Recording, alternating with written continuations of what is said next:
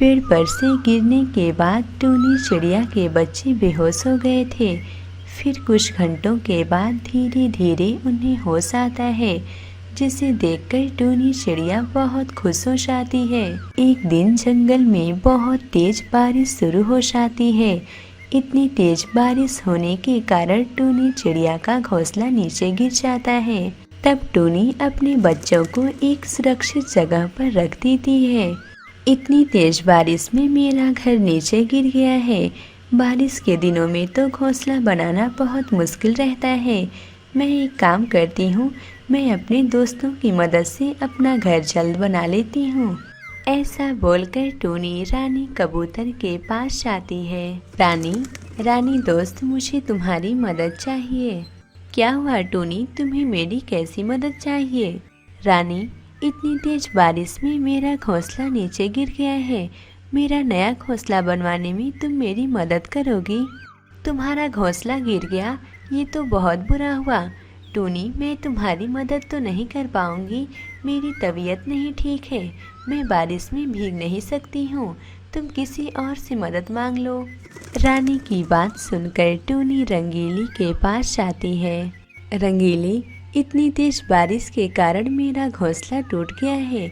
मेरे बच्चों को ठंड लग रही है। तुम मेरा नया घोंसला बनवाने में मेरी मदद करोगी? टूनी की बात सुनकर रंगीली हैरान रह जाती है। क्या टूनी के बच्चे अभी तक जीवित हैं? अगर वो लोग मुझे देखेंगे तो पहचान जाएंगे। मैंने ही उन्हें घोंसले से नीचे गिराया था। मुझे किसी भी तरह से टूनी की मदद नहीं करनी होगी। वो टूनी दोस्त, तुम्हें तो पता ही होगा ना, मुझे तो घोंसला बनाना आता ही नहीं है। तुम मेरा ही घोंसला देख लो, मैंने कितना बेकार घोंसला बनाया है। रंगीली की बात सुनकर टूनी उदास होकर वहां से चली जाती है। इतनी तेज बारिश होने के बावजूद भी टूनी चिड़िया अपना घोंसला बनाने लगती है। इस बीच वही चील टूनी चिड़िया के बच्चों को देख रहा था। तब वो बच्चों के पास आता है। उस वक्त टूनी चिड़िया के बच्चे सो रहे थे और टूनी घोंसला बनाने में व्यस्त थी। यही मौका देखकर वो चील कहता है, प्यारे बच्चों, आज मैं तुम लोगों का नरम नरम मांस खाऊंगा। उधर तुम लोगों की माँ घोंसला बनाने में व्यस्त है और इधर मैं मजे से तुम लोगों का मांस खाऊंगा। ऐसा बोलकर वो चील टूनी चिड़िया के चारों बच्चों को उठाकर वहां से चला जाता है। फिर कुछ देर के बाद टूनी चिड़िया का घोंसला बनकर तैयार हो जाता है और बारिश भी कम हो गई थी। तब टूनी कहती है, चलो अच्छा हुआ मेरा घोंसला बन गया। मेरे बच्चे तो अब तक काँप रहे होंगे, मैं उन्हें घोंसले में उठाकर रख देती हूँ। ऐसा बोलकर टूनी अपने बच्चों के पास जाती है और अपने बच्चों को न देखकर बहुत उदास हो जाती है। मेरे बच्चे कहाँ चले गए? बच्चों, तुम लोग कहाँ पर हो? फिर टूनी अपने बच्चों को ढूंढने लगती है, लेकिन टूनी के बच्चे कहीं पर भी दिखाई नहीं देते हैं। तभी टूनी की नज़र एक पेड़ पर पड़ती है। वो चील टूनी चिड़िया के बच्चों को खा रहा था। हे भगवान, मेरे बच्चों को वो दुष्ट चील मारकर खा रहा है। देखते ही देखते वो दुष्ट चील टूनी के बच्चों को मारकर खा जाता है और वहाँ से चला जाता है। ये देखकर टूनी चिड़िया फूट फूट कर रोने लगती है। चील की बातों को सुनकर टूनी चिड़िया बहुत डर जाती है, लेकिन तभी उसे एक उपाय आता है। तब वो चील से कहती है, अरे चील भाई, आप मुझे भला कैसे खा सकते हैं? आपसे पहले मुझे और कोई खाना चाहता है, मैं तो उसी के पास जा रही थी। अरे चिड़िया, तुम ऐसा बोलकर मेरे उस्ताद को गुस्सा मत दिलाओ। तुम सिर्फ मेरे उस्ताद के ही भोजन हो। मैं आपसे क्या बताऊं भाई, मेरे पति ही मुझे मारकर खाना चाहते हैं। मैं तो हमेशा से उनकी सेवा करती हूँ। मेरे पास तो बहुत प्यारे प्यारे बच्चे थे, लेकिन वो उन्हें भी मारकर खा गए और आज मुझे मारने के लिए बोला है। जंगल में इतने पक्षी हैं, फिर भी कोई अपने बीवी को क्यों खाएगा? जब उन्हें अपने बच्चों पर ही नहीं दया आई तो वो मुझे भला क्यों छोड़ेंगे? वो तो एक चील हैं। मैं तो उनसे बात करने में भी बहुत डरती हूँ। अगर आज आपने मुझे खा लिया तो वो आपको बिल्कुल भी नहीं छोड़ेंगे। वो भी आपको जरूर खा जाएंगे। किसकी इतनी हिम्मत है जो मेरे शिकार को छुड़ा सके? अगर आपको अपने ऊपर इतना ही भरोसा है तो आप मेरे साथ मेरे पति के पास चलिए। अगर आप जीत जाएंगे तो आप मुझे खा लेना। हाँ हाँ, इसमें जीतने वाली क्या बात है? आज तक तो मुझसे कोई नहीं जीत पाया। फिर वो क्या चीज़ है? चलो चलते हैं। टूनी चिड़िया उस चील की खोज में निकल पड़ती है जिसने सोना के बच्चों को खाया था। टूनी चिड़िया आगे उड़ने लगी और दोनों चील टूनी के पीछे पीछे उड़ते थे। उड़ते उड़ते टूनी उस चील के गुफा में पहुंच जाती है। अरे ये तो वही चिड़िया है जिसे मैंने उस दिन छोड़ दिया था।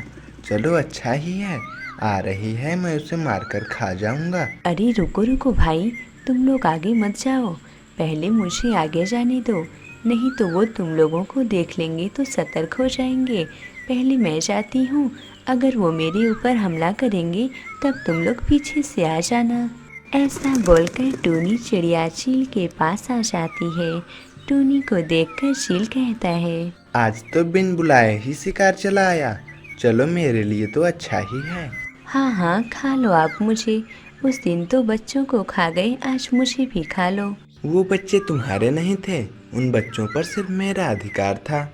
उस दिन मैं बच्चों को मारकर खा गया, आज मैं तुम्हें मारकर खा जाऊंगा। तुम तैयार हो जाओ।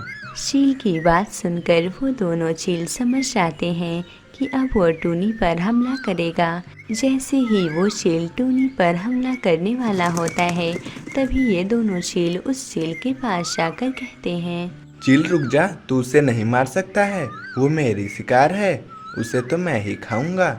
अरे तू कैसे खा लेगा? ये मेरी शिकार है, इस पर मेरा अधिकार है। ऐसा बोलकर दोनों चील आपस में लड़ने लगते हैं। दोनों को लड़ते हुए देखकर तीसरा चील कहता है, अरे ये दोनों तो लड़ने लगे, मैं यहाँ से निकल लेता हूँ, नहीं तो पता चला मैं भी मार खाने लगा। दोनों चील आपस में लड़ाई करते करते घायल होकर जमीन पर गिर जाते हैं, जिसे देखकर टूनी चिड़िया कहती है, आज तो तुम दोनों की लड़ाई देखकर मजा ही आ गया। मैंने तो तुम दोनों को अच्छा बेवकूफ़ बनाया है।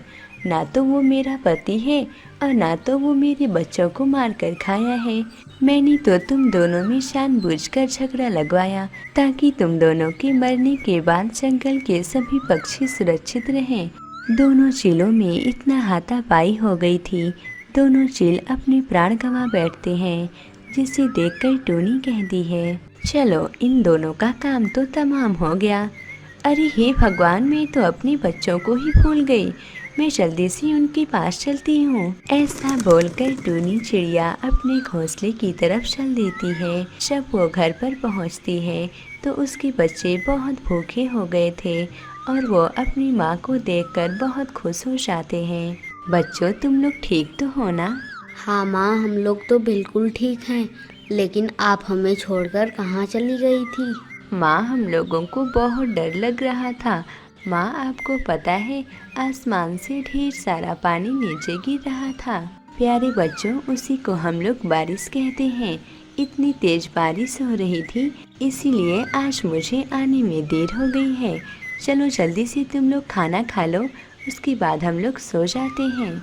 फिर उस दिन के बाद से जंगल के सभी पक्षियों को उस चील से छुटकारा मिल जाता है, जिससे वो लोग खुशी खुशी अपना जीवन बिताने लगते हैं। प्यारे दोस्तों, अगर आपको ये कहानी अच्छी लगी हो तो इसे लाइक करें और मेरे चैनल को सब्सक्राइब करें। मुझे कमेंट करके ज़रूर बताएं कि आपको ये कहानी कैसी लगी।